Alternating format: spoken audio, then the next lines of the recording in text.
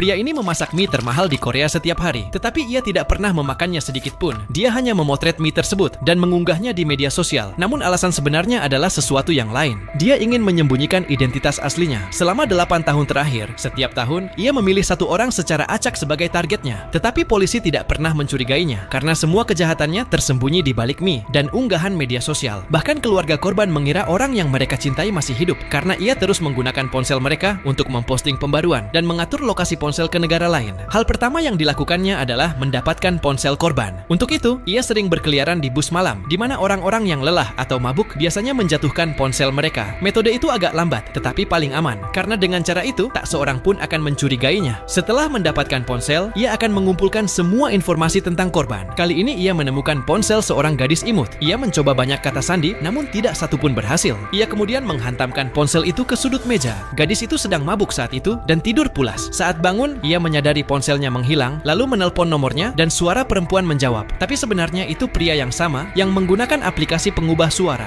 dan mengatakan bahwa ia menemukan ponsel itu di bus, tapi ponselnya sudah rusak. Kemudian ia memberi alamat toko reparasi ponsel dan menyuruh gadis itu untuk mengambil ponselnya di sana. Gadis itu tidak curiga sedikit pun. Ia pergi ke alamat yang diberikan. Itu adalah bangunan tua terbengkalai yang hampir tak ada orang yang datang. Saat masuk ke toko, ia melihat ponselnya dan layarnya memang rusak. Penjaga toko yang sebenarnya pria yang sama memberinya sebuah formulir. Ia harus mengisi semua detail di dalamnya. Yang paling penting adalah kata sandi ponsel. Gadis itu ingin ponselnya cepat diperbaiki, jadi tanpa pikir panjang, ia mengisi formulir tersebut. Sekarang pria itu memiliki semua informasinya. Ia mengganti kamera ponsel, memasang layar baru, membuka kunci ponsel dengan kata sandi, dan diam-diam memasang sebuah virus di dalamnya. Sekarang setiap data gadis itu akan langsung terkirim padanya. Sebelum pergi, gadis itu bahkan berterima kasih. Ia tidak mengetahui bahwa sekarang setiap tindakan, setiap panggilan, setiap pesan, bahkan arah kamera ponselnya sedang dipantau. Dalam beberapa hari, pria itu tahu semua tentang kehidupannya, dari kebiasaan, percakapan, bahkan rahasia yang tak ia sadari sedang direkam dari ponselnya. Di malam hari saat gadis itu tidur, pria itu mengendalikan ponselnya dari jarak jauh. Ia memeriksa semua pesan dan aplikasinya. Setelah mengumpulkan semua informasi, pria itu mulai merencanakan langkah berikutnya.